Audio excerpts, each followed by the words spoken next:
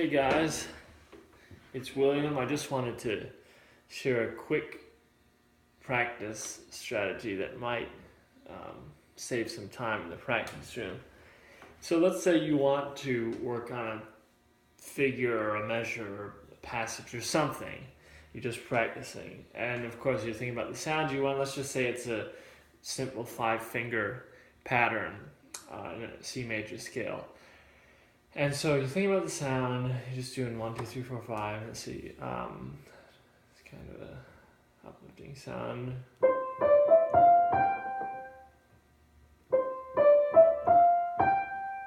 And yeah, so you realize kind of maybe the thumb is weak. So what I do is now I kind of take it back to the practical, technical side of it. And what happens now is that I'm not thinking really about the sound anymore. I'm not really cared about that. And so what happens is that in turn, it sounds strange, but it's actually what happens is that you're practicing technique, but it's easier to practice it because it's a little bit more, you're indifferent to it. It's more practical and simple. So you're not really cared about that as much either. So if you've been trying to get the sound, something doesn't feel right, maybe you realize your thumb. So say, okay, let's work on some regular thumb exercise.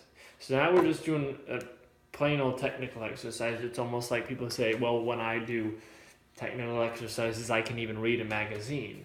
Because they're working on technique, but they're not so cared about it. It's kind of more automatic. And so I think, okay, let me just do some simple thumb independence.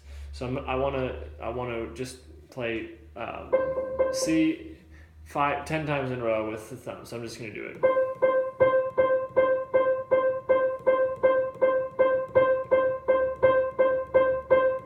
And so I notice is that it's nice to stay close to the keys, but I also want a little bit more power for that independence. So now I'm going to try doing some accented C's slower. 1, 2, 1, 2, 1, 2, 1, 2, 1, 2, 1, 2.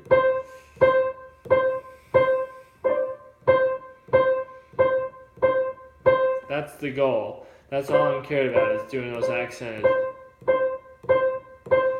And what happens is my body starts naturally adjusting to that, and I realize that my forearm starts to get tight. And my elbow starts to cave in. For example, if you open your arm like this, you want to open the thumb into an open position. Sometimes, for me at least, when I do that, my elbow tightens inward. So that's not very useful because then the whole positions change. So I want to be able to open my thumb and articulate without feeling tension in my elbow or my forearm. So let me try it again, maybe just some simple one kind of moving between keys. 1, 2, 1, 2, 1, 2, 1, 2. And that's all I care about. This is just a singular exercise, and I'm already starting to discover that I'm wasting energy by kind of moving up and down, and it's really just a simple left to right. Let me do it 10 times in a row. 1, 2, 6, 7, 8, or even a little slower. 1, 2, 3, 4, 5, 6, 7, 8. 1, 2, 3, 4, 6, 7, 8.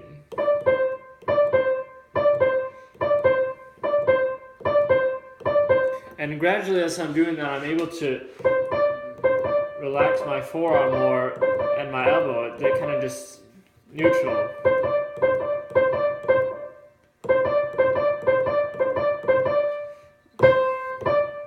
Now we do some accents. After this, I'm starting to have to think about a circle.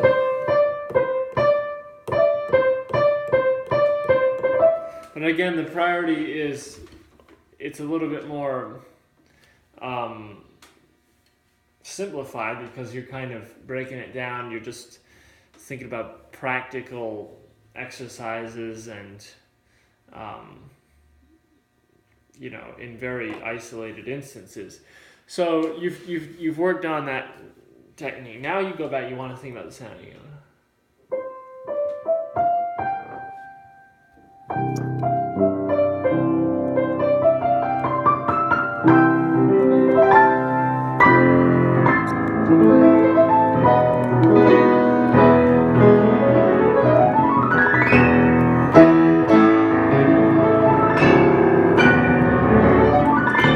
So it's more you've acquired that technique, so to speak, and now you're again focused on the sound. And what happens is that if we take something like this.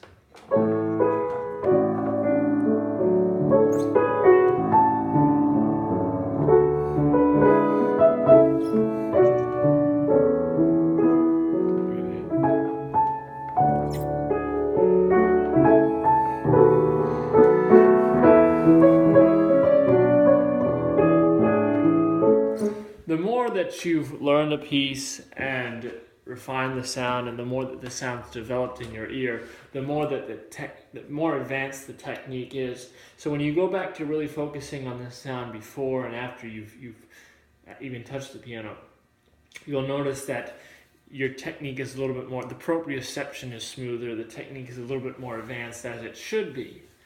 And so that's the point I'm trying to make, is when you're first learning a piece, you can't get so consumed with technique, feeling, or being perfect at the beginning, because that's not realistic. You'll be focused so much on minutia, you maybe won't even get past a measure, and you won't be working out some of the broader shapes and getting some of the fundamentals of the technique and working on structure and general changes in character and harmony, all the important things you should be learning, and just building kind of the piece into your hands.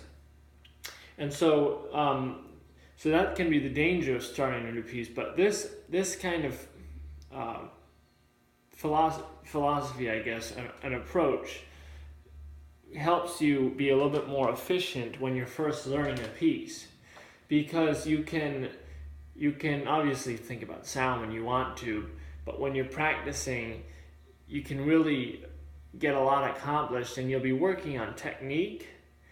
But the irony is that you're really not concerned about technique as much, because it's a little bit more autonomous in the early stages of learning. And then you can obviously run through and use your ear more, and your technique will advance along with that. Because that's the point I'm trying to make. You're working on technique. 5 fingers, maybe you want to do staccato, 1, 2, 3, 4, 1, 2, 3, 4, 1, 2, 3, 4, 1, 2, 3, 4, 1, 2, 3, 4. And you're not really cared about the sound. So the less you care about the sound, the less in turn you'll be caring about the technique. Same way as the more you care about sound,